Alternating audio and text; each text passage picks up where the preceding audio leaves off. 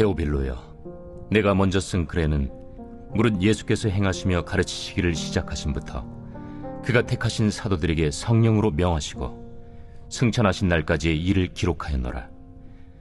그가 고난받으신 후에 또한 그들에게 확실한 많은 증거로 친히 살아계심을 나타내사 40일 동안 그들에게 보이시며 하나님 나라의 일을 말씀하시니라. 사도와 함께 모이사 그들에게 분부하여 이르시되, 예루살렘을 떠나지 말고 내게서 들은 바 아버지께서 약속하신 것을 기다리라. 요한은 물로 세례를 베풀었으나 너희는 몇 날이 못 되어 성령으로 세례를 받으리라. 그들이 모였을 때 예수께 여쭈어 이르되, 주께서 이스라엘 나라를 회복하심이 이때니이까? 때와 시기는 아버지께서 자기의 권한에 두셨으니 너희가 알 바 아니요, 오직 성령이 너희에게 임하시면 너희가 권능을 받고 예루살렘과 온 유대와 사마리아와 땅끝까지 이르러 내 증인이 되리라. 이 말씀을 마치시고 그들이 보는 데 올려져 가시니 구름이 그를 가리어 보이지 않게 하더라. 올라가실 때 제자들이 자세히 하늘을 쳐다보고 있는데 흰 옷 입은 두 사람이 그들 곁에 서서, 갈릴리 사람들아, 어찌하여 서서 하늘을 쳐다보느냐? 너희 가운데서 하늘로 올려지시니 예수는 하늘로 가심을 본 그대로 오시리라. 할렐루야. 우리의 산소망 대신 존귀하신 예수님의 이름을 찬양합니다. 우리 높으신 주님 앞에 우리 감사와 찬양과 영광과 존귀의 큰 박수 올려드리겠습니다. 아름다우신 주님, 주님의 보좌를 높여 찬양합니다. 우리의 예배를 통해 홀로 영광과 찬양을 받아 주시옵소서. 아멘. 네, 오늘 하나님의 놀라운 은혜 가운데 우리 한몸이를 우리 포도의 성도들 한번 바라보시면서요, 우리 이 시간 영상으로 예배하는 우리 흩어진 모든 글로벌 포드 식구들을 향해서도 우리 한번 따뜻한 사랑과 격려와 축복의 박수를 서로에게 보내도록 하겠습니다. 주님의 놀라우신 은혜가 우리 모두에게 있게 되기를 주님의 이름으로 축복합니다. 할렐루야. 사랑하는 여러분, 성령 충만하십시오. 말씀 충만하십시오. 오늘 이 예배가 우리의 인생에 정말 새로운 활로를 열어주는 거룩한 은혜가 있게 되기를 주님의 이름으로 축복합니다. 우리 옆 사람과 이렇게 인사하도록 하겠습니다. 당신을 향한 은혜는 현재 진행형입니다. 이렇게 축복하시겠어요? 당신을 향한 은혜는 현재 진행형입니다. 계속되는 주님의 은혜와 그 놀라우신 은총 안으로 들어가는 저와 여러분 되시기를 주님의 이름으로 축복합니다. 고 이효령 박사님의 저서에 보면요, 장제스 군대의 일화가 등장하는데요. 중국 본토에서 퇴주하고 대만으로 돌아오던 이 장제스 군대가요, 처음 수도 장치를 보았을 때의 일입니다. 꼭지만 탁 틀면 콸콸콸 물이 쏟아지는 것을 보고 놀란 이들은요, 이 수도꼭지를 매우 신기하게 생각했어요. 그래서 그냥 너도 나도 철물점으로 몰려가 그 수도꼭지를 사다가 벽에 박아 놓았습니다. 그런데 이 수도꼭지를 아무리 틀어봐도 그 꼭지에서는 물이 한 방울도 나오지 않았죠. 그러니까 이후에 이 장사꾼들에게 속은 줄만 알았던 이 군인들이요, 철물점 가게에 쳐들어가서 총질을 해대는 이 웃지 못한 사태가 벌어지고 맙니다. 여러분, 수도꼭지에서 물이 쏟아지는 것은 그 수도가 송수관과 연결되어 있기 때문이죠. 그것이 물을 저장하는 수원지와 연결되어 있기 때문입니다. 그런데 그들은 형태만을 달아놓고 물이 쏟아지기를 기대했어요. 여러분, 이게 얼마나 우둔한 일인가요? 여러분, 그런데 우리 역시 이렇게 신앙생활을 할 때가 너무나 많습니다. 형식과 형태를 갖췄다고 해서 능력이 있지 않아요. 우리가 아무리 많은 노력을 들여 무언가 얻고자 한다 해도 그 변화를 가능하게 하는 근원의 셈, 본질의 능력과 맞닿아 있지 않는다면 우리는 그 무엇도 얻을 수 없습니다. 우리는 삶의 자원을 원하고 여전히 목말라하고 끊임없이 물을 구하지만 그것을 얻지 못해 실망하고 분노하고 좌절하고 말 것입니다. 오늘 본문 속에 등장하는 제자들은 지난 3년간 예수님과 함께 했습니다. 그들은 예수님께 자기의 삶을 걸었어요. 그들은 기적도 보았고 십자가도 보았고 부활도 보았습니다. 그러나 여전히 그들의 삶 속에서는 예수님께서 그들에게 주고자 하셨던 진정한 변화의 삶을 찾아보기 힘들었습니다. 그렇다면 과연 예수님께서 주시고자 한 진정한 변화는 무엇으로부터 오는가? 오늘 말씀을 통해 함께 나누기를 원하는데요. 그 첫 번째는 항상 연결되라입니다. 저를 따라해 보시겠어요? 항상 연결되라. 오늘 함께 나눌 사도행전은 이 연결에 대해서 우리에게 도전하고 있습니다. 사도행전은 예수 그리스도의 부활과 승천 이후에 최초의 교회, 그 초대 교회의 초기 30년간의 기록입니다. 사도행전은 그리스도의 지상사역을 기록한 사복음서의 그 연속선상에서 제시되는 성경이면서요. 직접적으로는 누가복음의 저자였던 누가의 연작 혹은 속편이라고 볼 수 있습니다. 사도행전은 미완성으로 끝난 단편이죠. 하지만 사도행전은 이 미완의 불완전함에 완전한 체계가 있습니다. 미완을 완전함으로 이끄는 그 단서가 바로 이 첫 구절에 숨겨져 있는데요. 자, 우리 함께 1절 말씀을 같이 한번 읽어보도록 하겠습니다. 1절 말씀 시작. 데오빌로여, 내가 먼저 쓴 글에는 무릇 예수께서 행하시며 가르치시기를 시작하신부터. 자, 1절에 언급된 먼저 쓴 글이라고 하는 것은요, 지금 사도행전의 저자인 누가가 첫 번째 쓴 누가복음에 관한 것인데요. 자, 이 누가복음은 그리스도의 가르침과 사역에 관한 이야기입니다.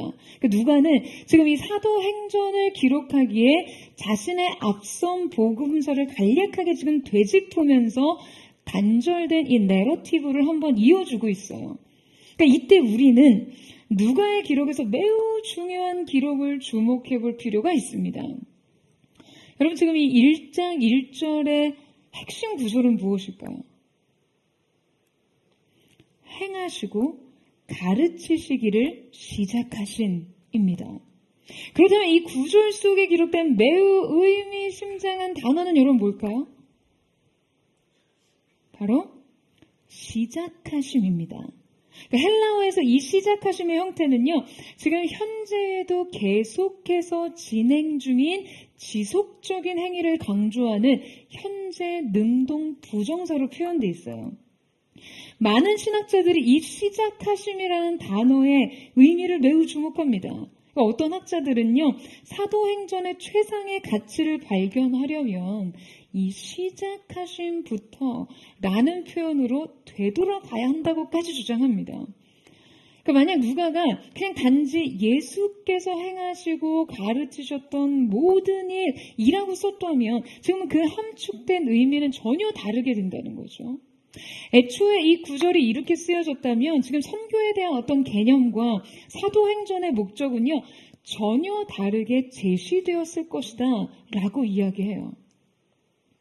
그렇다면 누가가 쓴 이 시작하심이라는 표현은 여러분 어떠한 점에서 이토록 중요한 의미를 갖고 있는 것일까요? 여러분, 이 이야기는 그저 예수께서 행하시고 가르치셨던 모든 일에 관한 이야기만이 아닙니다. 이 이야기는 예수께서 행하시고 가르치기를 시작하신 모든 일에 관한 이야기예요. 여러분, 무슨 이야기인지 이해가 되세요? 여러분, 이 이야기는 시작됐습니다. 그리고 이 이야기는 아직 완결되지 않았어요. 사도행전의 마지막 장은요, 감옥에 갇힌 바울 사도의 이야기로 끝이 나죠. 심지어 그가 감옥에 있는 동안에 다른 사도들은 죽임을 당했고 지금 심한 박해를 당하고 있었습니다. 그러니까 이 이야기는 승리를 향해 가는 것 같지만 그냥 이 엔딩은요, 어딘지 승리를 논하기에는 석연치가 않아요. 그러다가 돌연 갑자기 이야기가 끝이 나요. 마치 온전한 결말을 제시하지 않은 채로 엔딩 크레딧이 올라가는 영화를 보는 어떤 그 관객의 당혹스러움을 느끼게 하는 것이 이 저자의 정확한 의도라고 할까요? 여러분, 누가가 하고 싶었던 말이 바로 이것이죠. 이 이야기는 시작됐지만 끝나지 않았고 계속되고 있다는 거예요. 이 이야기의 연속성은 지금 바로 이 순간 여기 이곳에서도 진행 중입니다. 여러분 아멘이세요? 예수께서 행하시고 가르치시기를 시작하신 모든 일은요, 지금 바로 이 순간 여기 우리에게도 일어나고 있음을 알게 하고 싶었던 것이죠. 여러분, 이제 제가 여러분에게 질문하고 싶은 것도 바로 이것입니다. 여러분, 예수의 행하심과 가르치심은 지금 여러분에게도 지금도 여전히 진행형입니까? 여러분의 삶을 향해 질문합니다. 예수의 행하심과 가르침이 매일 매순간 여러분의 삶 속에서 계속되고 있습니까? 왜 자신이 없으세요? 여러분, 지금 바로 말씀을 듣는 이 순간에도 예수 그리스도의 역사들이요, 지금 여러분과 여러분의 머리와 가슴과 영혼 깊은 곳에서 계속되고 있냐라는 거예요. 여러분이 자고 깨고 거하는 모든 처소와 매진하고 충돌하고 씨름하는 여러분의 일터와 먹고 마시며 웃고 떠드는 모든 관계와 홀로 외로워하고 무너지고 흔들리는 그 혼자만의 시간에도 여전히 계속되고 있습니까?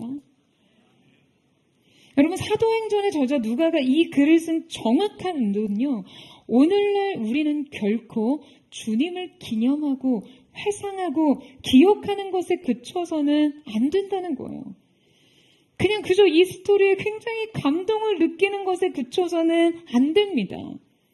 우리는 이 시작과 나와의 연결고리를 찾아야 돼요.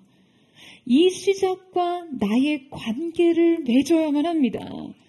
예수 그리스도의 역사는 결코 오늘과 단절된 것이 아니며 그분의 역사와 능력은 오늘 이 순간 동일하게 현재적으로 우리 안에서 그 하나님의 나라를 일으키신다는 것을 기억해야 하는 것이죠. 여러분, 이 사실을 믿으세요? 그럼 저는 언젠가 제가 사랑하는 이 포드처치 교회와 함께 꼭 이스라엘 성지를 다녀오고 싶어요. 원래 올해 이렇게 좀 기도하면서 계획하고 있었는데요. 오래전부터 저희 버킷리스트라고 해야 할까요? 진짜 사랑하는 사람들, 같은 사명을 품은 성도들과 함께 서보고 싶은 땅, 예루살렘. 그런데 가서 뭘 하느냐? 그냥 바로 주님이 서셨던 그곳에 그냥 함께 서보는 일을 해보고 싶어요. 주님이 두 눈으로 보셨던 그 바다, 그 언덕, 그 동산에 서서 함께 공기를 마시고 바람을 맞고 싶습니다. 예배하고 싶어요. 그게 다예요. 정말 그게 다예요. 근데 뭘 그걸 그렇게 하고 싶냐? 주님과 조금이라도 더 연결되고 싶거든요. 여러분, 이 이스라엘 땅에 섰을 때 제 영혼을 가득 채웠던 그 영감과 감동은요, 다른 것이 아니라 주님과의 물리적인 연결이었어요. 지금 내가 맡고 있는 이 바람, 여러분, 이스라엘 예루살렘에서 부는 바람은요, 2000년 이전의 바람과 지금까지도 그 바람의 방향이 동일하다고 해요. 내가 맡고 있는 이 바람이 왠지 그때 주님의 옷깃과 그분의 머리카락을 스쳤던 바람인 것 같은 그 느낌이 얼마나 황홀하던지요. 물론 세월의 풍화로 인해 많은 것이 깎여지고 사라져버렸지만 주님이 서셨던 그 동산 바위 위에 선다는 것이 얼마나 저의 마음을 뭉클하게 하던지요. 여러분, 이 연결 말이에요. 이 연결이 성경을 대할 때도 동일하게 작동되어야 합니다. 주님께서 행하신 일과 지금 오늘 이 자리에선 나와의 연결. 그 어떤 책보다도 사도행전은요, 그 연결을 강조하고 있어요. 상한 심령과 굶주린 자들을 어루만지시고 먹이시며 위로하시는 주님의 손길이 지금 여전히 우리의 마음을 향하고 있음을 여러분 지금 이곳에서 느껴야 하고요.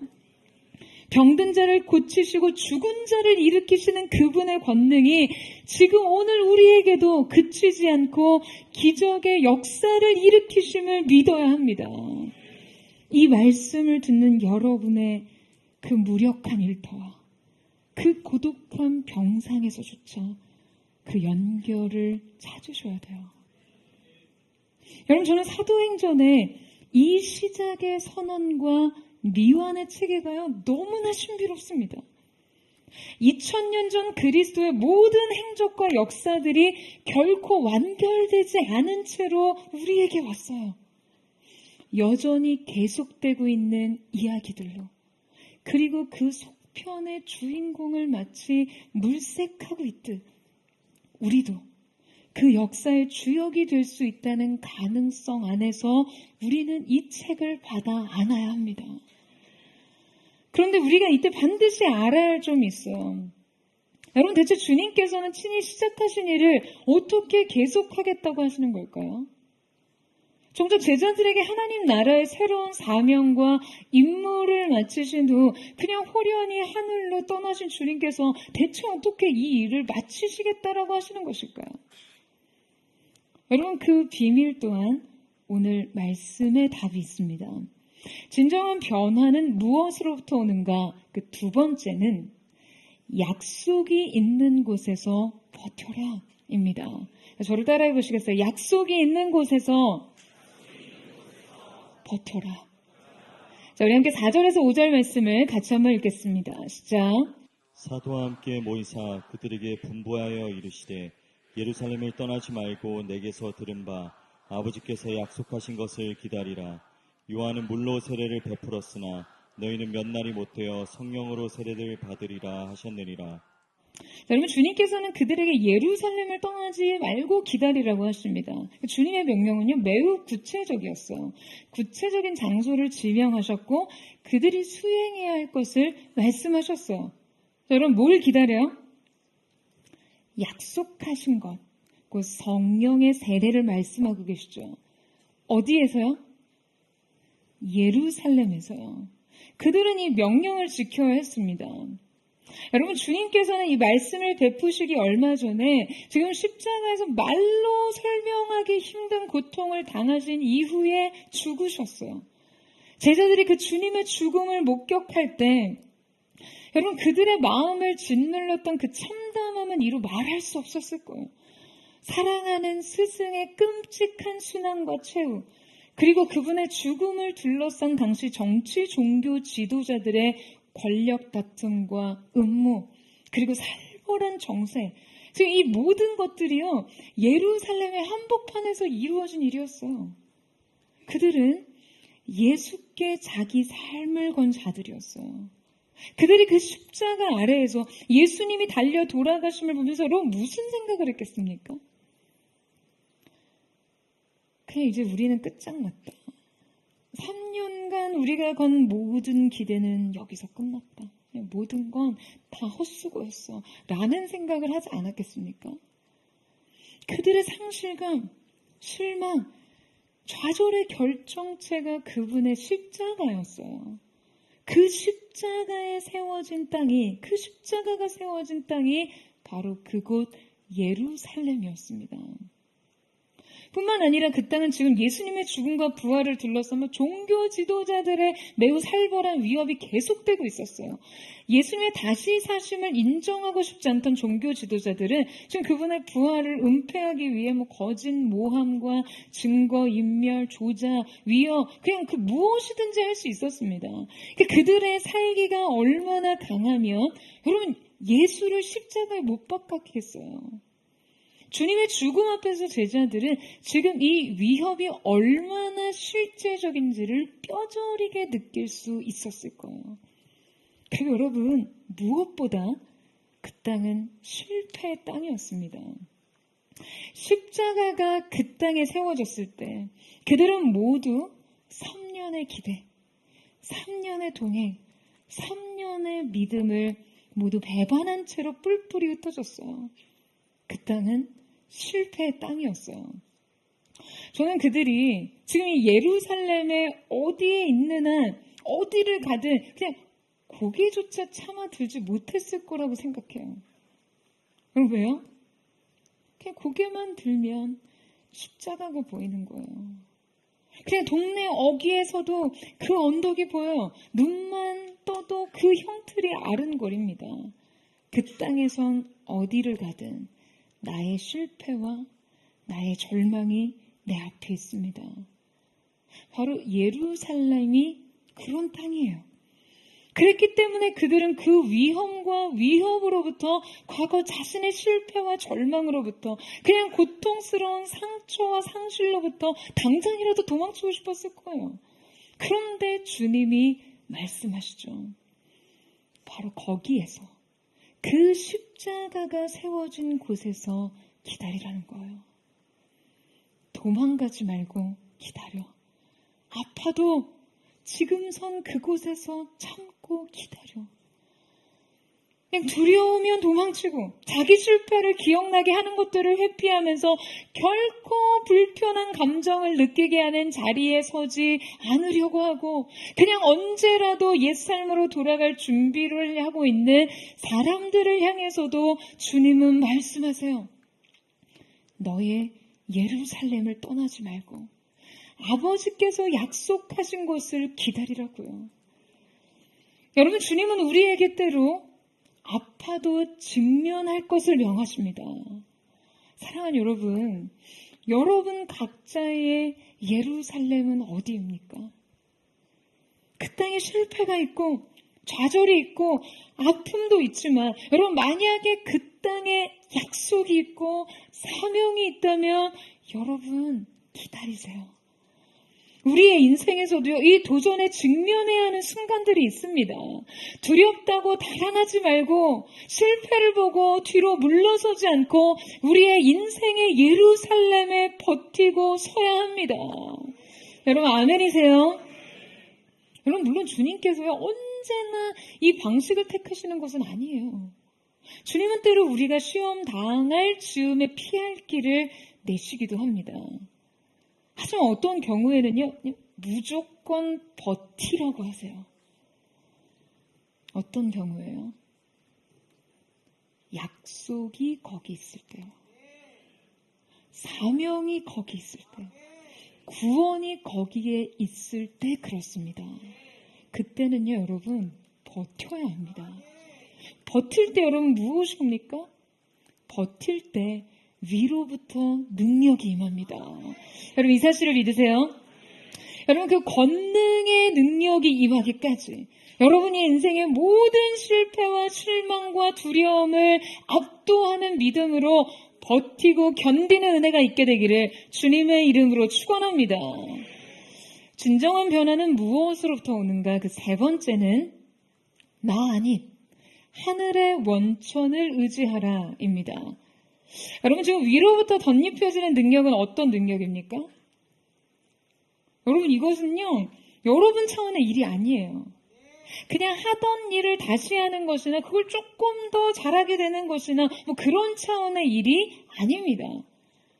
내가 애를 쓴다고 되는 게 아니에요. 뭐 좀 잘해보려고 잘 되는 게 아니에요. 여러분 위로부터 부어지는 그 위로부터 오는 능력을 입는 것은요 나로부터 시작되는 일이 아닙니다. 나로부터 가능한 일이 아니에요.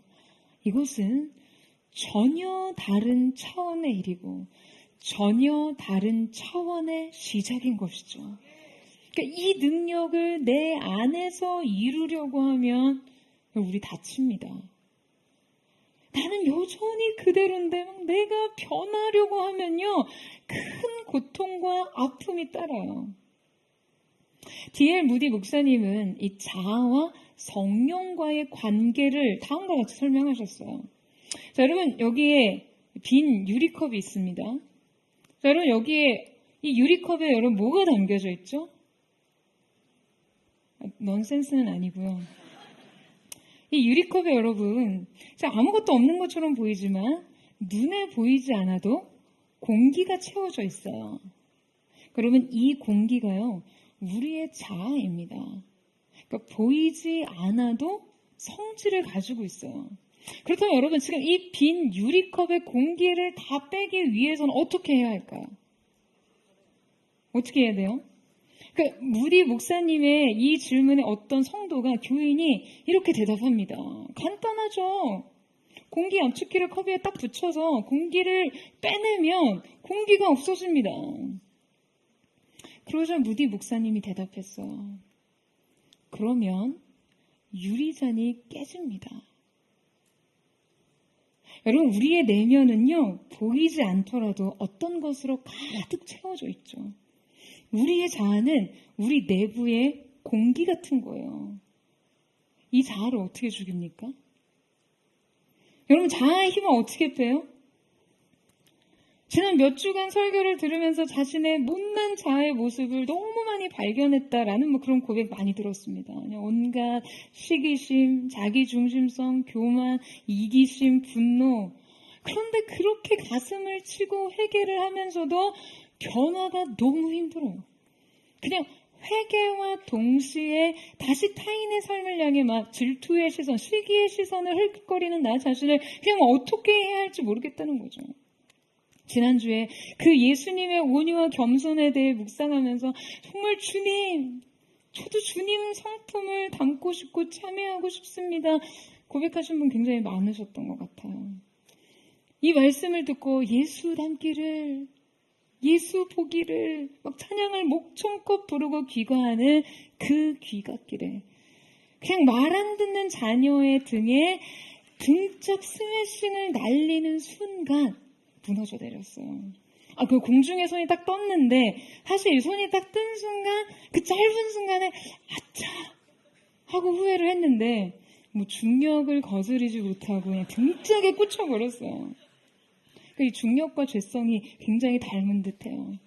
아들의 등짝이 빨개진 만큼 나의 얼굴도 달아오른 채 그냥 아무도 모르게 눈물을 흘리는 마음으로 귀가했다는 그런 고백을 들었습니다.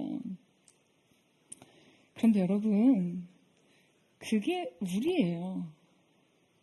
우리는 원래 그렇습니다. 그런 우리를 변화시키려니, 지금 그 공기를 빼려니 유리잔이 깨지죠. 변화에 고통이 수반됩니다. 그런데 여러분, 한 가지 답이 있어요.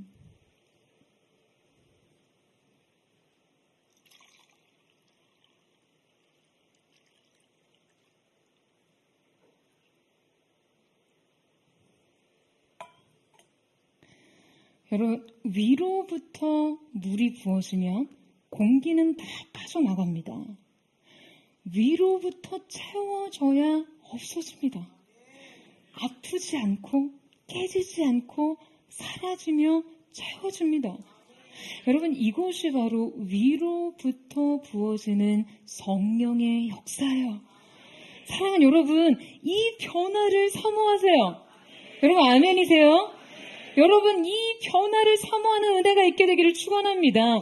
내가 아닌 하늘의 원천으로, 나의 결단이 아닌 그분의 열심으로 새로운 변화를 맞이하는 저와 여러분 되시기를 주님의 이름으로 축원합니다.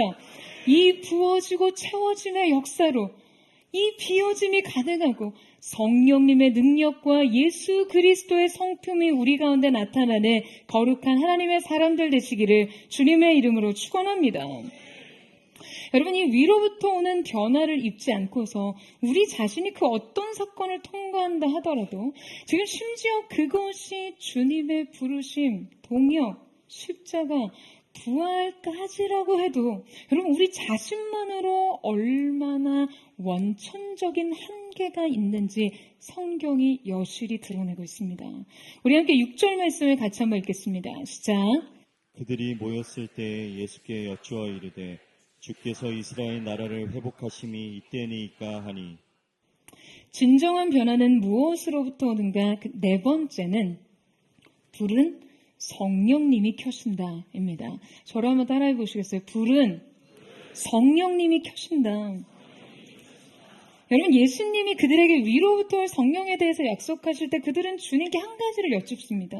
이때 여쭈어 이르되는요, 매우 긴급하고 압축된 그들의 궁금증을 의미하는데요. 예수님께서 예루살렘에서 그분의 약속의 성취를 기다리라고 명하시자 제자들은 좀 어떤 생각을 하고 있는 것이죠? 당연히 그들이 고대하던 이스라엘 왕국의 설립을 이야기합니다. 이스라엘은 아수르 시절부터 한 600년 가까이 자주 주권이 없는 상태를 지속해오고 있었어요. 그러니까 그들의 독립과 이스라엘의 주권 회복은요, 너무나 오래된 그들 민족의 열망이자 소망이었어요. 그러니까 이러한 주님의 약속은 지금 그들에게 엄청난 희망을 불러일으켰습니다. 기대를 불러일으켰어요. 그래서 그들은 예수님의 정치적 메시아로서의 등극이 임박했음을 느끼고 막 흥분된 마음으로 주님께 그때를 묻고 있는 거예요. 이때 회복하심이라는 동사는요, 심지어 미래적 의미를 지님에도 불구하고 현재형으로 기록돼 있어요. 그러니까 그들의 이 정치적 회복의 기대와 흥분이 너무나 생생해서 그러니까 미래적 사건이 아닌 현재형의 기록으로 쓰이게 된 것이죠. 여러분, 우리는 이 지점에서 무엇을 느낍니까? 그들의 인간적 기대와 소망이 지금 주님의 부활, 그분의 십자가와 부활을 보고도 여전히 땅의 수준에 머물고 있음을 볼 수 있어요. 여러분, 이것이 인간의 실상입니다. 이것이 우리 신앙의 현주소예요. 여러분, 주님께서 부활하신 그분의 몸을 보이실 때 앞서 엠마오로 가는 두 제자를 만나신 장면이 소개됐습니다. 그들이 서로 이야기를 할 때 예수님께서 그들 가까이에 오셔서 그들과 동행하셨지만 그들의 눈이 가리워져서 예수인지를 알아보지 못했다라고 기록하고 있죠. 이어서 누가는요, 이 장면을 매우 상세하게 기술하고 있는데요. 우리 함께 누가복음 24장 15절에서 17절에서 21절 말씀을 같이 한번 읽도록 하겠습니다. 시작. 예수께서 이르시되 너희가 길 가면서 서로 주고받는 하는 이야기가 무엇이냐 하시니 두 사람이 슬픈 빛을 띠고 머물러 서더라. 그 한 사람인 글로바라 하는 자가 대답하여 이르되 당신이 예루살렘에 체류하면서도 요즘 거기서 된 일을 혼자만 알지 못하느냐. 이르시되 무슨 일이냐. 이르되 나사렛 예수의 일이니 그는 하나님과 모든 백성 앞에서 말과 일에 능하신 선지자이거늘 우리 대제사장들과 관리들이 사형 판결을 넘겨주어 십자가에 못 박았느니라. 우리는 이 사람이 이스라엘을 속량할 자라고 바랐노라. 자, 여러분, 이때 부활하신 예수님은요, 지금 그들에게 직접 자기 몸을 보이셨어요. 그러나 그들의 눈이 가리워져 주님을 알아보지 못합니다. 그리고 정작 주님의 십자가와 부활에 대해서 이야기를 하고 있죠. 하지만 성경은 그들이 여전히 슬픈 빛을 띄었다라고 기록합니다. 그들의 마음은요, 슬픔에 점령되어 있었어요. 점령됐어요. 더욱이 우리는 이 사람이 이스라엘을 속량할 자라고 바랐노라라고 말하고 있습니다. 이때 바랐노라고 하는 말은 과거 시제로 기록되어 있어요. 그러니까 어떤 의미일까요, 여러분? 그들이 가지고 있던 이 기대와 이 희망은 이미 완전히 좌절된 거죠. 그들이 그리스도에게 바랬던 그 모든 인간적인 희망은 다 무너졌습니다. 그들의 믿음 또한 마찬가지였고요. 주님의 부활은 그들에게 어떤 의미로도 다가갈 수 없었습니다.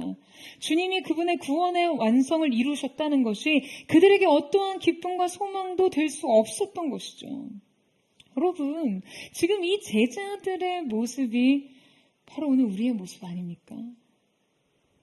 여전히 우리가 슬퍼하는 이유, 우리가 실망과 좌절을 경험하는 이유, 우리가 무능한 이유가 바로 그들과 닮아있지 않습니까?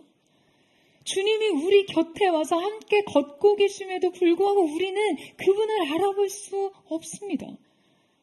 지금 주님의 죽음은 부활로 완성됐음에도 불구하고 우리는 기쁨과 승리를 누리지 못해요. 우리는 여전히 주님을 알아보지 못하고 주님과 연결되지 못하고 주님을 이해하지 못합니다. 십자가도 보았고 부활의 소식도 들어서 알지만 왜 그런지 그냥 살면은요 뚜렷한 변화가 없어요. 여전히 삶도 버겁고 고난도 이해할 수 없고 사명도 감당하지 못합니다. 무기력, 무능력, 낙심과 패배주의, 좌절과 소망 없음, 이것이 바로 우리의 모습이죠. 하지만 이때 그들에게 변화가 일어납니다. 주님께서 그들에게 구약으로부터 예언된 약속의 성취에 대해서 풀어주시자 그들 안에 진정한 이해가 열리기 시작했는데요. 자, 누가복음 우리 31장 32절 말씀 같이 읽겠습니다. 시작. 그들의 눈이 밝아져 그인 줄 알아보더니 예수는 그들에게 보이지 아니하시는지라. 그들이 서로 말하되 길에서 우리에게 말씀하시고 우리에게 성경을 풀어주실 때 우리 속에서 마음이 뜨겁지 아니하더냐 하고. 자, 여러분 그들은 어느 순간 보지 못했던 것을 보았고 지금 어디에서부터 비롯된지 모를 그 마음의 뜨거움을 느꼈어요. 예수님이 있고 없고의 차이가 아니었습니다. 예수님은 지금 이미 그들과 함께 걷고 계셨으니까요. 그렇다면 이 이해의 차이는 어디에서 비롯된 것일까요? 여러분 이것이 바로 성령의 역사입니다. 여러분 그들은 주님과 함께 했고 그분을 사랑했고 그분을 따랐고 그분의 말씀을 듣고 그분과 떡을 뗐고 그분의 사역을 지켜봤음에도 여전히 이해하지 못했고 보지 못했고 깨닫지 못하던 것이 있었어요. 그들은 아직 준비되지 않았어요. 그들은 주님을 사랑했지만 그들의 사랑엔 참된 능력이 없었습니다. 주님의 말씀을 듣고도 그분의 목적과 뜻을 이해할 수가 없었어요. 여러분 이것이요 오순절 이전의 제자들의 상태입니다. 이것이 성령의 능력을 입기 전 인간의 실상이에요.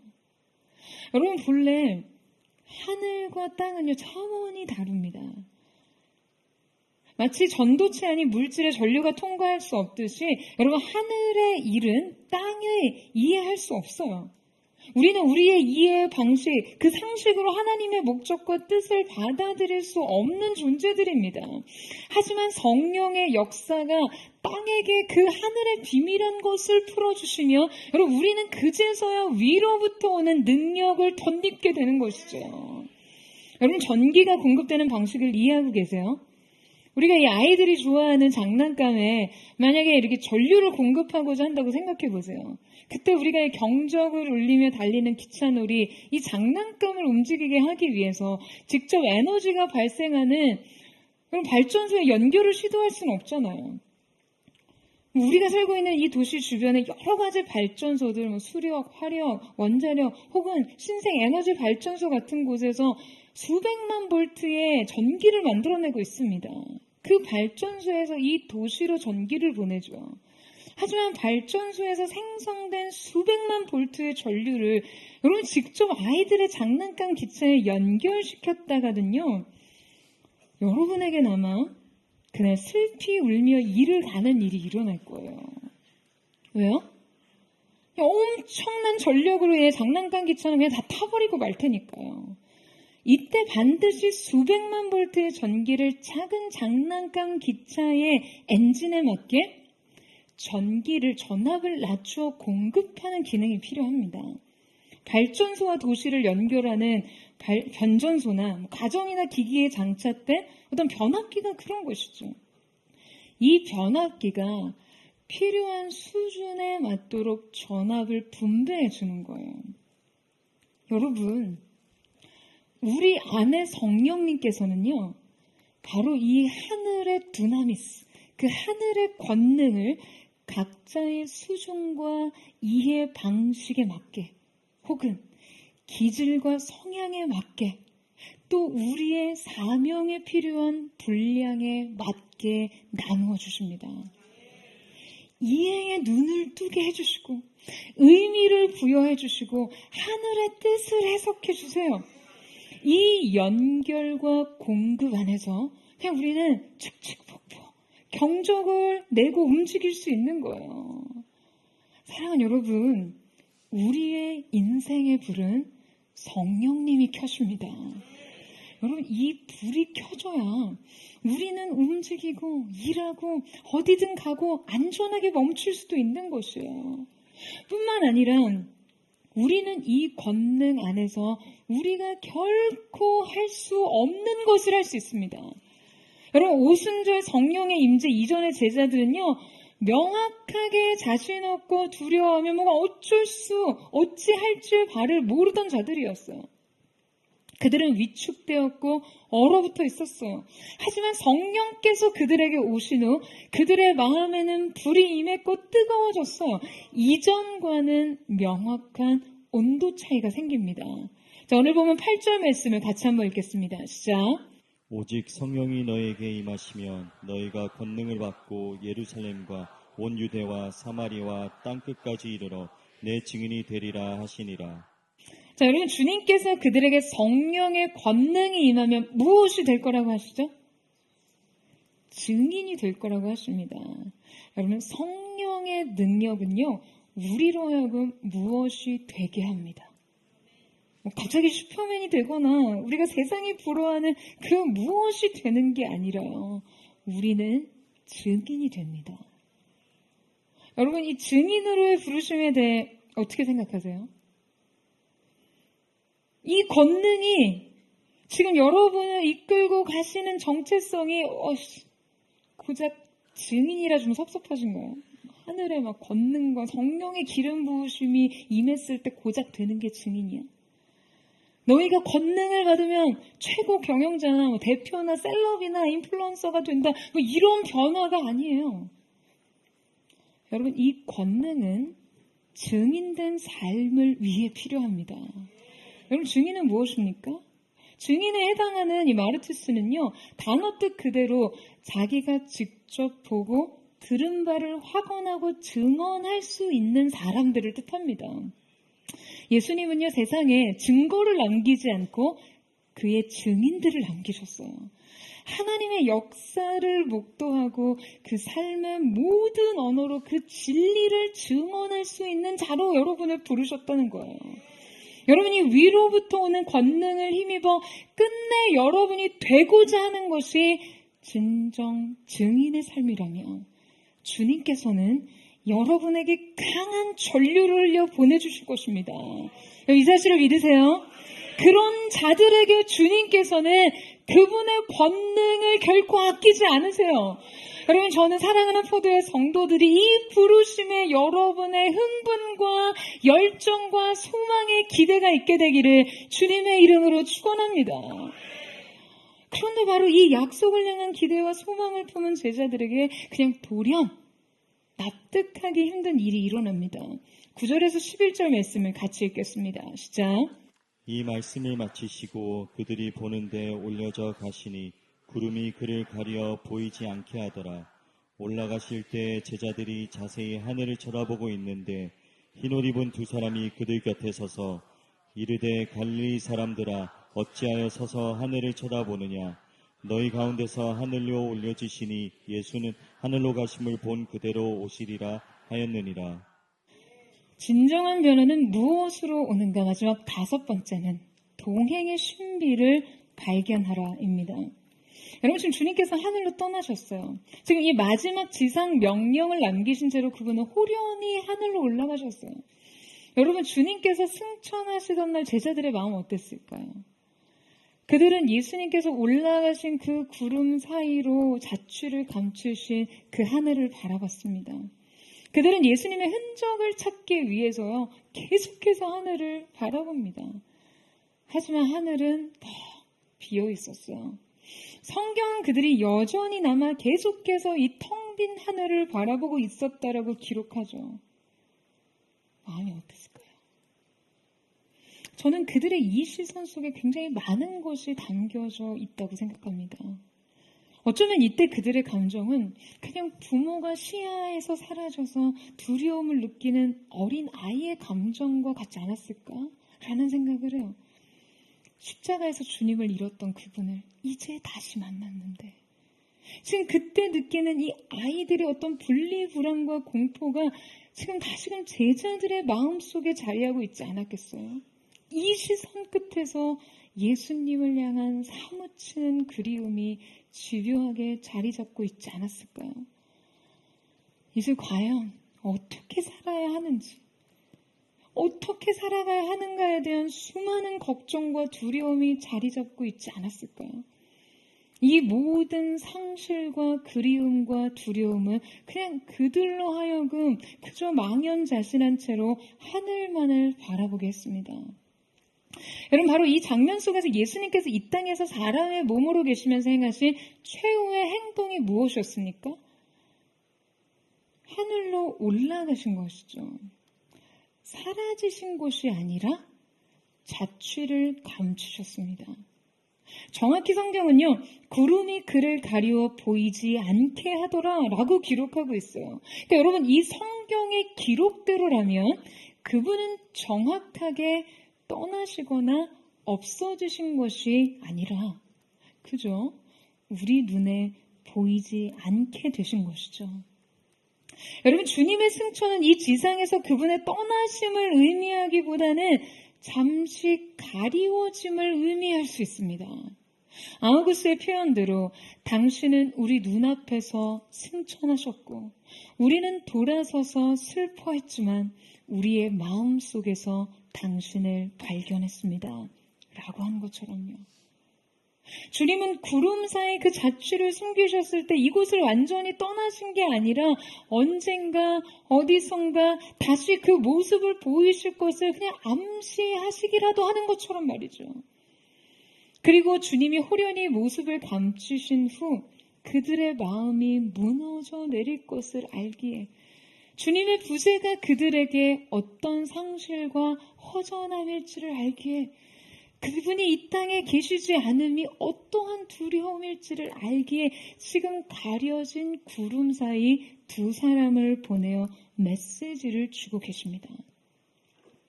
얘들아, 곧 다시 올게. 다만 나는 비록 너희 눈에 보이지 않는 존재로 있겠지만 보이지 않는 존재로서 이제 어디든 어디서든 너희와 함께 할 것이다 라고 말씀하시면서 말이죠. 여러분, 아멘이세요? 여러분, 필리벤 씨는 예수님께서는 자리를 비우신 것이 아니라 오히려 위장하고 계신다라고 말했어요. 우리의 일상 구석구석, 우리의 삶 구석구석에 그분이 자신의 현존을 지금 어떠한 방식으로든 숨기고 계신다는 거예요. 그 발견의 몫이 우리에게 있습니다. 여러분, 보이지 않는 존재로서 주님은 우리 곁에 계십니다. 그럼 어떤 방식으로요? 성령님을 통해서 말이죠. 지금 이 순간 이곳에 임재하신 성령님이 바로 그분의 현존이에요. 여러분, 아멘이세요? 구름 사이로 자취를 가리신 주님을 비록 볼 수 없고 만질 수 없고 들을 수 없지만 주님은 더 나은 방식으로 우리와 함께 하시기를 택하셨습니다. 성령의 임재를 통해서 말이죠. 예수님은 물리적인 공간과 시간 속에 계셨어요. 그러나 여러분, 이것은 언제 어디서나 공간의 제약을 받지 않으시고 우리와 함께 하기를 원하셨던 예수님 그분의 선택이었어요. 그리고 이것이 바로 우리가 매일 매 순간 그치지 않고 계속될 성령의 임재와 역사를 사모해야 하는 이유입니다. 제가 지난 부활절 이후 계속해서 제 마음을 주장하는 말씀이 있었는데요. 그것은 내가 떠나가는 것이 너희에게 유익이라. 내가 떠나지 않으면 보혜사가 너희에게 오시지 아니할 것이요 가면 내가 그를 너희에게 보내시리라 하신 이 말씀이었어요. 그때 저는 주님의 이 말씀이 너무나 새롭게 저의 인생을 사로잡으시는 것을 느꼈습니다. 우리가 성령의 임재를 느낄 때 마치 주님이 우리 곁에 계셔서 살을 맞대고 계신 것처럼 우리 곁에서 숨쉬고 눈 마주치시며 어루만지시며 가르치시고 인도하시는 것처럼, 아니 그 이상의 존재로 우리와 함께 함께 하신다는 이 약속을 내가 과연 얼마나 누리고 사는가? 오늘 성령님과 나의 동행이 진정 예수님이 내 앞에 계신 삶보다 더 나은가? 이것이 매일 저의 영혼을 각성시키는 도전이었고, 동시에 이 성령 시대의 특권을 누리는 것이 더할 나위 없는 특별한 신비요 축복임을 깨달았습니다. 사랑하는 여러분, 마치 예수님이 이 자리에 함께 계신 것처럼 삶의 모든 것이 흔들리고 좌절하고 무너지는 순간, 어린아이가 간절히 제 부모를 찾듯이 누군가의 도움의 손길이 필요한 그 순간, 위로와 소망과 지혜가 필요한 그 순간, 주님이 그 곁에 와 계십니다. 바로 성령님의 임재를 통해서 말이죠. 여러분, 이것이 바로 성령님을 약속하신 선물이라고 부르는 이유일 것입니다. 예수님이 우리에게 남기신 더 유익한 이 동행의 신비를, 예수님께서 그분의 몸으로서 우리와 함께 계시는 그것보다 훨씬 더 완전한 이 동행의 신비로, 주님께서 우리에게 기대하신 진정한 변화의 삶으로 나아가는 은혜가 오늘 사랑하는 포도의 성도들, 저와 여러분 가운데 있게 되기를 주님의 이름으로 축원합니다. 그 현존하시는 예수님의 임재, 오늘 우리 사이를 거니시며 여러분의 마음을 위로하시고 어루만져 주시며 회복하시는 그 성령의 강렬한 임재의 기름 부으심이 오늘 여러분 한 사람 한 사람에게 체험되기를 주님의 이름으로 축복합니다. 우리 함께 기도하며 찬양하며 나아갔으면 좋겠습니다. 사랑하는 주님, 시공간을 초월해 주님은 언제나 우리 곁에 가장 가까이 우리와 함께 하시기 위해 약속하신 성령을 우리에게 보내셨습니다. 인생의 실망과 좌절의 땅 예루살렘에서 그 약속하신 성령의 임재를 우리가 느끼고 누리기까지 우리는 이곳에 서서 주님을 기다리며 주님을 바라며 그 모든 약속의 말씀이 성취되기까지 주님 앞에 기도하기를 원합니다. 거룩하신 성령님, 오늘 이 가운데 하늘의 문을 여셔서 좌절하고 낙심하고 두려움에 빠진 우리의 인생을 긍휼히 여기서 우리와 함께 하시고 그 아름다운 동행의 신비로 우리의 삶을 이끌어 주시옵소서. 우리 그 마음 고백하며 우리 주님 앞에 나아가기를 원합니다. 무한 시절 지날 때, 길들아 숨 내쉴 때, 그런 풍경 보시며 단식하는 분인 날, 고와 같이 너희를 버려두지 않으리. 내가 너희와 영원히 함께하리라. 성령이 오셨네, 성령이 오셨네, 내 주에 보내신 성령이 오셨네. 우리 인생 가운데 친히 찾아오셔서 그 나라 꿈꾸게 하시네. 억눌린 자 가진 자, 자유함이 없는 자, 피난처가 되시는 성령님 계시네. 주님의 영이 계신 곳에, 주의 영이 계신 곳에 참 자유가 있다네. 진리의 영이신 성령이 오셨네. 성령이 오셨네, 성령이 오셨네. 주의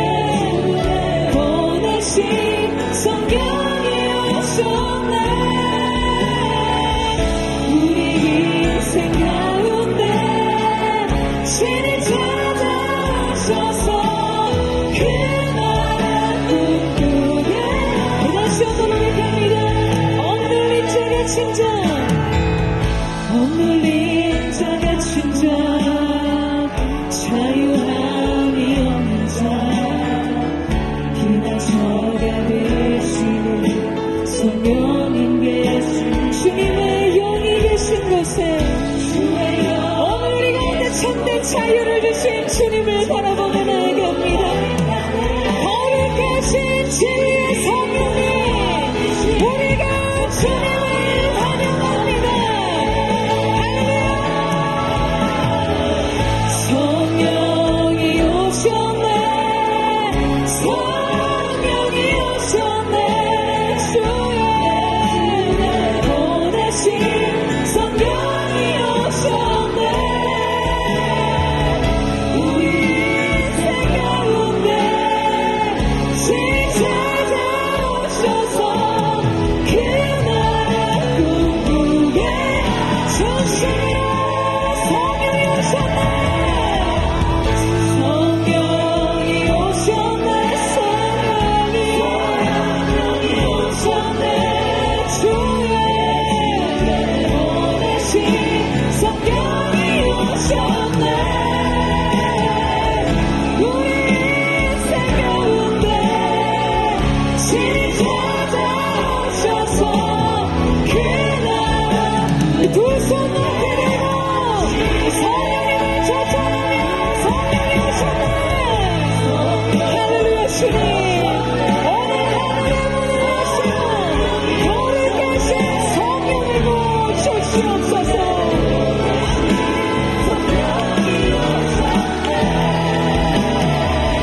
우리 인생 가운데 신이 찾아오셔서 그 나라. 우리 한번 전심으로 성령이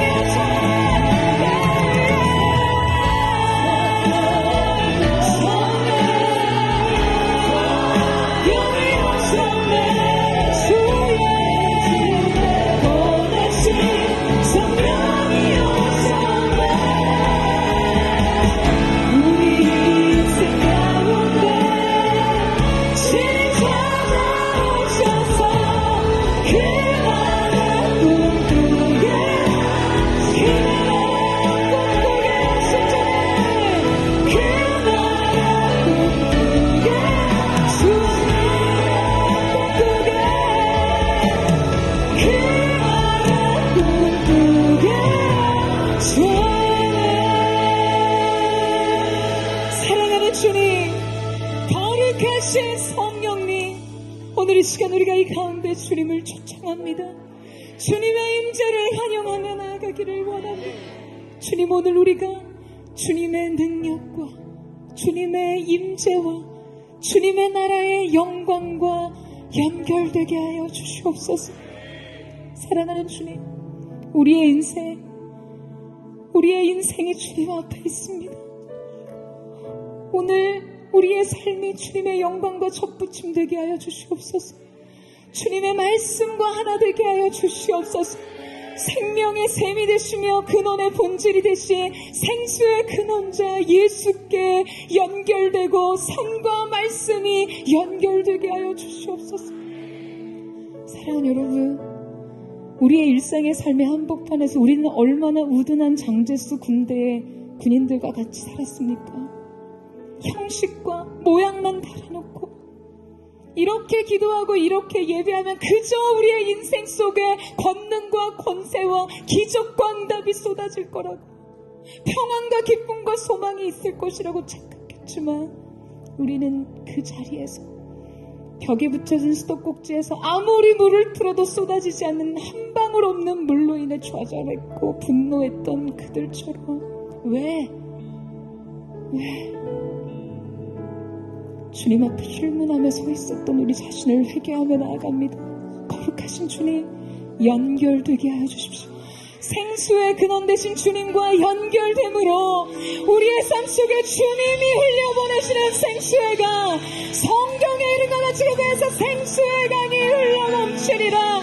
예수께 연결된 삶으로, 말씀의 능력과 연결된 삶으로 하늘과 땅이 연결된 시간이 오늘 이 시간 우리 가운데 시작되게 하여 주시옵소서. 전심으로 주여 부르짖고 우리 합심의 동성으로 기도합니다. 주여,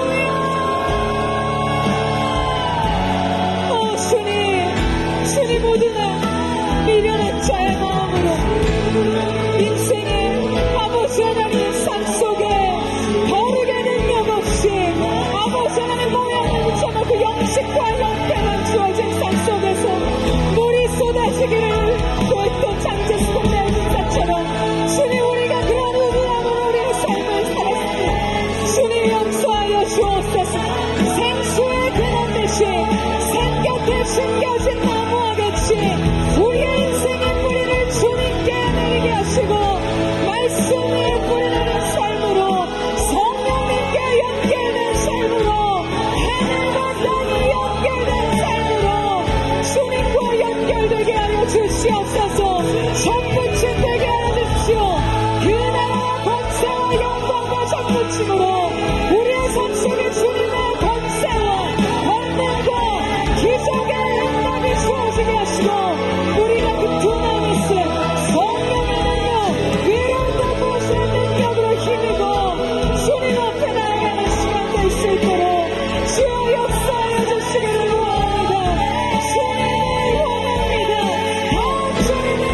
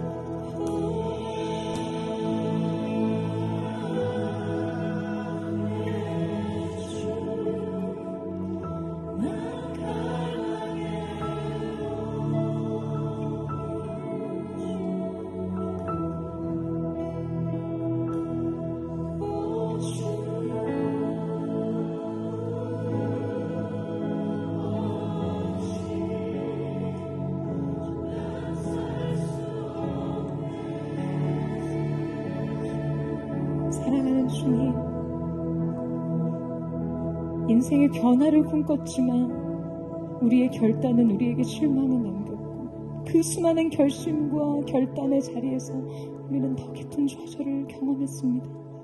그런데 주님께서 오늘 우리에게 내 인생의 예루살렘에 머물러 약속하신 것이 너희에게 임하기까지 너희는 그곳에 머물러 밤이 맞도록 낮을 지나도록 주님 우리의 소망을 찾아볼 수 없는 인생 예루살렘에서 우리는 다시 오실 주님을 기대하며 기다리기를 원합니다.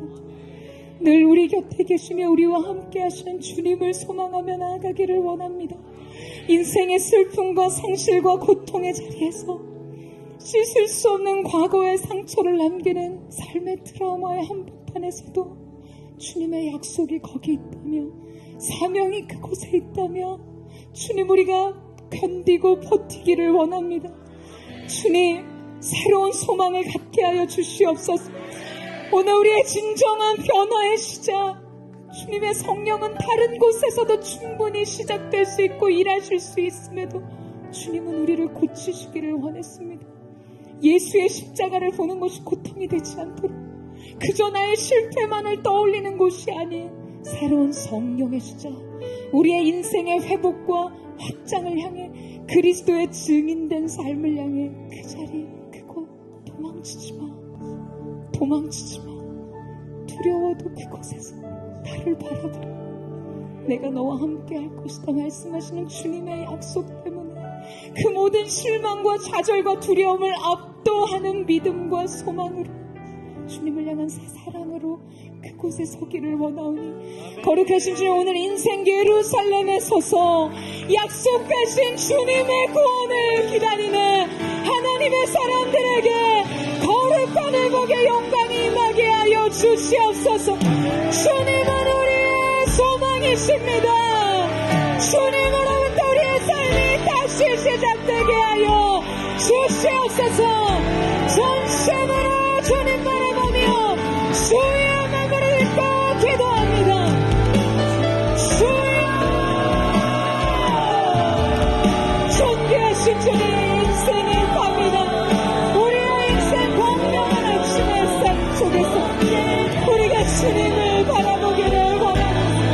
인생 예루살렘을 떠나지 않고 약속이 있는 곳이라 구원이 예정된 곳이라며 주님의 말씀과 사명이 있는 곳이라며 버티고 견디어 약속하신 말씀이 이루어지는 주님이 내게 약속하신 주님의 선물을 얻기까지 우리가 그곳에 서기를 원합니다. 거룩하신 주님 우리의 기도를 받으시고 소망 되신 주의 소개 하여 주시옵소서. 인생의 좌절과 실패와 실망 모든 두려움 모든 슬픔 예수님의 십자가로 인하여 깨어질지어다. 내가 너의 기억을 새롭게 하리라. 너의 과거의 경험을 새롭게 하리라. 두려움 아픔 말할 수 없는 비참함 그 한복판에서 우리 주님이 주시는 새로운 선물 위로부터 덧입혀지는 능력으로 우리가 내가 즐거웠습니다. 나의 어제나 오늘도 영원히 주와 찬양해. 괴롭고 슬플 때 나만하여 넘어져도 언제나 주만 찬양하게.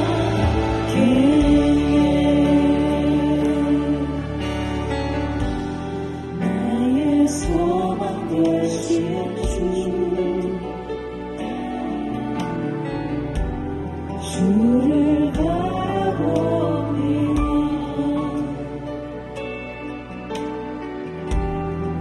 다시 오실 나의 예수 주를 기다립니다. 나의 소망 되신 주 나의 소망 되신 주 주를 바라봅니다. 주를 바라봅니다.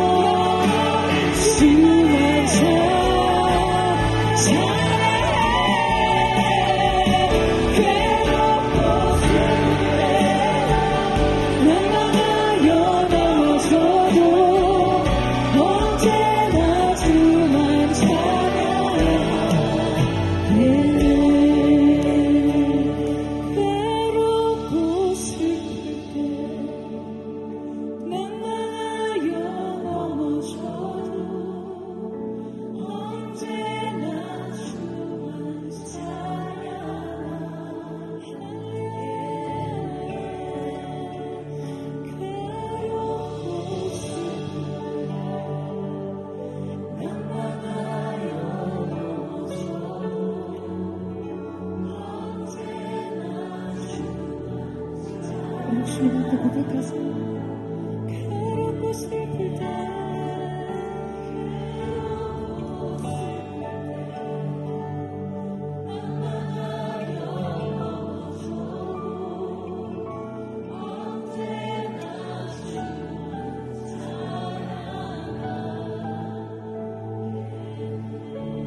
사랑하는 주님 되십시오. 하나님의 사람들이 두려움을 넘어 실망과 슬픔의 좌절을 넘어 주님 명하신 인생 예루살렘에 섰습니다. 예루살렘이 아니고서는 시작할 수 없는 유대, 사마리아 땅끝으로부터는 시작할 수 없는 우리 인생 가장 비참했던 고통의 장소로부터 지울 수 없는 슬픔의 상처로부터 잊고 싶지만 잊을 수 없는 과거의 아픔으로부터 주님은 새로운 회복을 명하셨습니다. 그곳의 십자가가 우리의 인생 비참함이 아닌 영광이 되도록 수치의 복음처럼 보였던 그 십자가가 영광의 복음이 되도록 그곳에 우리를 세우셨습니다. 사랑하는 주님, 오늘 우리가 이곳에서 주님을 기다립니다. 거룩하신 성령의 임재를 기다립니다. 아멘. 우리의 결단으로 가능하지 않았던 하나님의 결심, 하늘의 권능의 도나미스, 성령의 역사를 사모하며 나아갑니다. 성령님 기름 부어 주시옵소서. 우리의 인생 예루살렘에 임하셔서 우리의 삶 예루살렘에서 유대로, 유대에서 사마리아로 땅끝을 향해 가는 증인의 삶으로 분명히 목격한 것이 있고 들은 바 있는 주님을 체험한 신앙인으로 살게 하여 주시옵소서. 그 전심으로 성령님의 인재를 구하며 주여 세 번 외치고 기도합니다.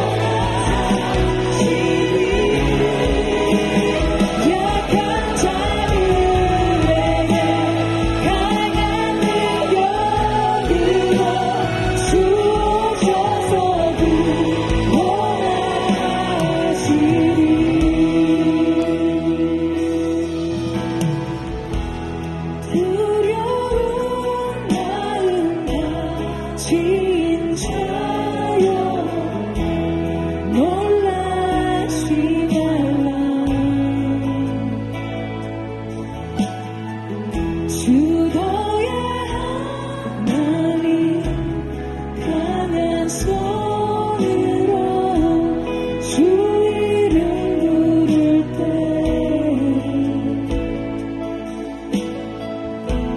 주님 구하시리. 상한 마음 가진 자, 상한 마음 가진 자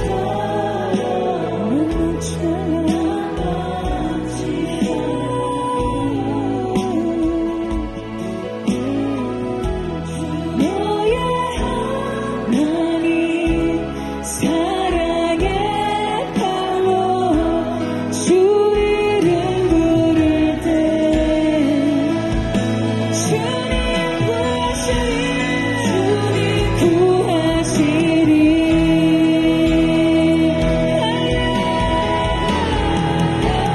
주 오셔서 구하시리.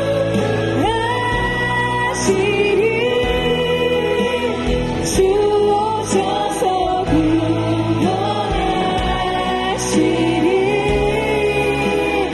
약한 자들에게 강한 능력으로 주 오셔서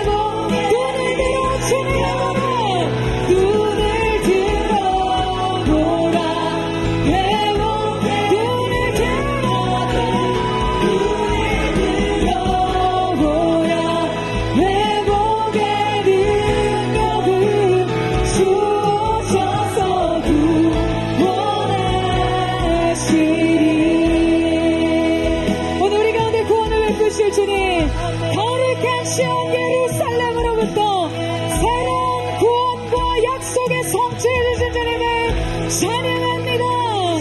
오늘 하나님의 사람들에게 거룩한 성령의 두나미스, 거룩한 성령의 권능이 임하게 하여 주시옵소서. 사랑하는 주님 감사합니다. 오늘 하나님의 사람들이 말씀에 순종하는 믿음으로 자기 인생의 좌절과 두려움과 상실의 슬픔을 넘어 삶의 예루살렘의 자리에 섰습니다. 거룩하신 성령님, 기다리고 있는 자들의 좋은 선물이 되신 주님, 예수님이 숨겨두신 그 아름다운 더 완전한 동행의 신비가 오늘 우리 가운데 있음을 믿습니다. 우리에게 특권적으로 주어진 이 특별한 성령의 시대를 사는 하나님의 사람들에게 아름다운 동행의 삶의 비밀이 시작되게 하여 주시옵소서. 성령님을 피부로 느끼며 성령 안에서 이루신 그리스도의 사역에 동참함으로 예수 그리스도의 영광의 복음의 증인되게 하여 주시옵소서. 예루살렘과 유다와 사마리아 땅끝까지 이르러 주님의 증인이 된 자, 본 바가 있고 들은 바가 있는 거룩한 하나님의 사람들 되게 하여 주옵소서. 그렇게 함께 하신 주님의 이름을 찬양하며 감사드리며 살아계신 예수님의 이름으로 기도드립니다.